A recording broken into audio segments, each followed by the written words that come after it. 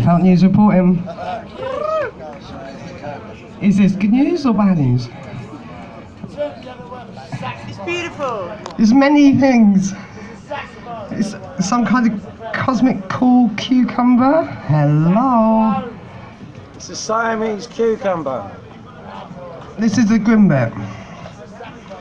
My mate Lucy posted this 15 hours ago. Lucy loves life.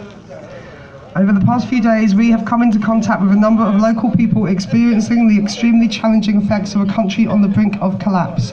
I'm going to read this quite quickly because it's quite a long post.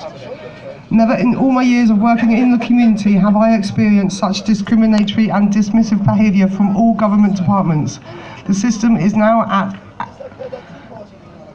and the computer says no. Oh, the system is now an app and the computer says no. This week alone, we have experienced parents of disabled children being told their child can't use disability services due to being too disabled for staff to deal with.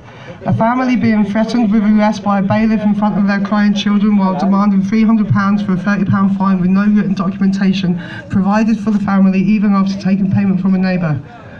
We have seen a social housing landlord repeatedly ignore residents' complaints regarding hazards affecting health and safety. Yet, God forbid you miss a payment and you have a forest worth of letters and intimidation by state officers via telephone.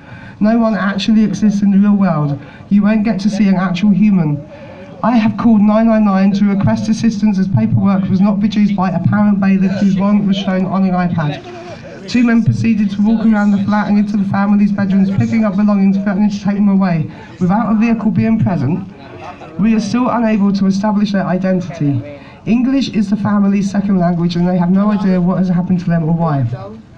The police 909 call centre assistants advised 7 fucking minutes of non-legal advice that 2 unidentified men demanding money without documentation was not a reason to send the police, and that using an iPad for a warrant didn't mean that they were not bailiffs. Call me stupid, but I thought the police were public servants, and remember that the public requests assistance, it is their duty to attend, not assume the situation from a phone call. Add to this, we have an investigation being carried out for potential mass fraud committed by Greenwich Council Tax Department, while still having no adult social care services to show for the year-on-year increase of tax required by residents for these non-existent services. Where's the 6% increase? On the directory app, that tells residents about service provided by charities. 2 weeks ago, a man jumped from his balcony in front of local children playing out. He didn't die immediately. They saw everything, including the fact that he changed his mind and tried to grab hold of the tower block pigeon netting before he hit the ground. That same evening, a younger local man was stabbed in the same street. I don't know what's happening with Brexit or the Labour Party or the anti-fascist movement, the World Extinction What the Fuck Ever Party. In fact, I don't know what's going on anywhere outside of this area. But what I can tell you is this.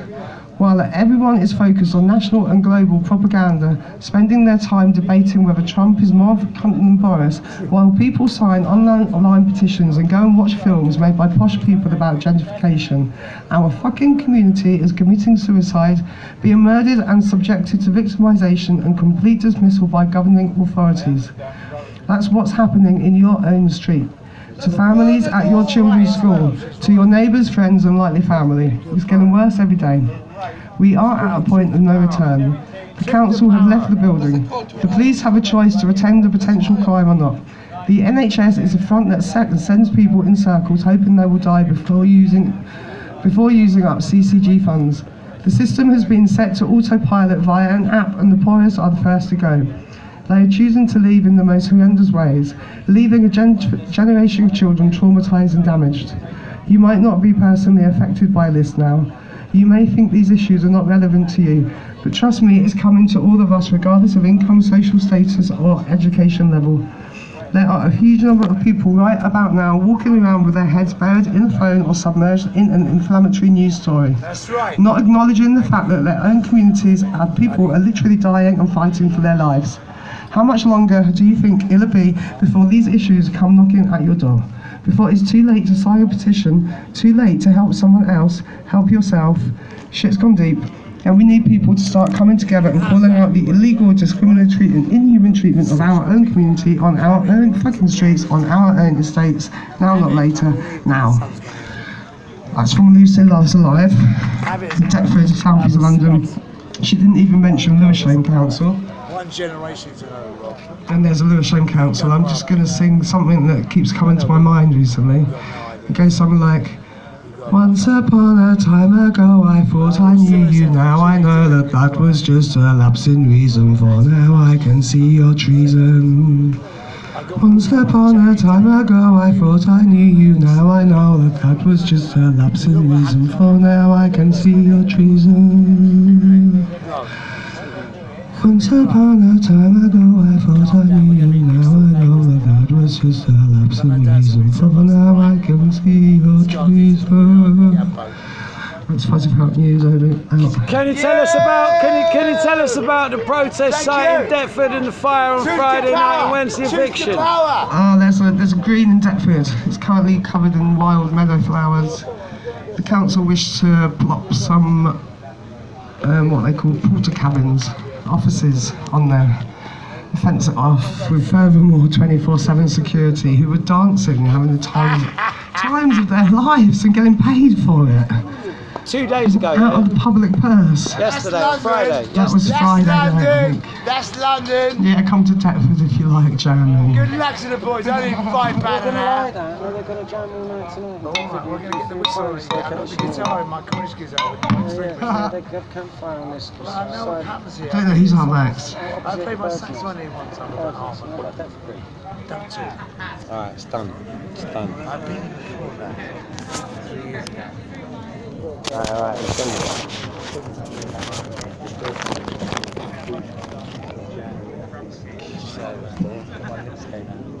And that was the Fuzzy Pelt News.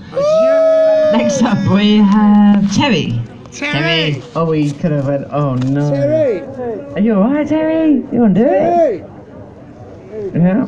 Because there was a couple of randoms who said that they were up for it. Remy, is he around still? A tissue. They haven't got a tissue. No! A tissue. Oh, three blind mice or something. Yeah? That's about smallpox or something. No. About the plague. Yeah, hang on a second.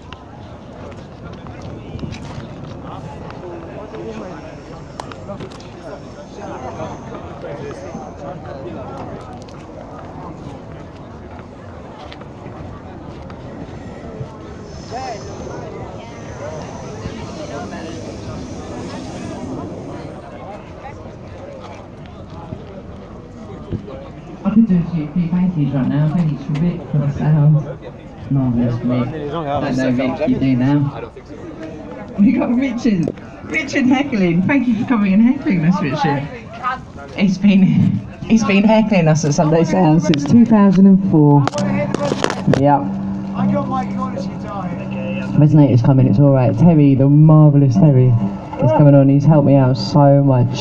He's an absolute legend. I'm so grateful for so many beings in my life. Just introduce myself to him and said, You really do something to the concentration, Richard. Okay.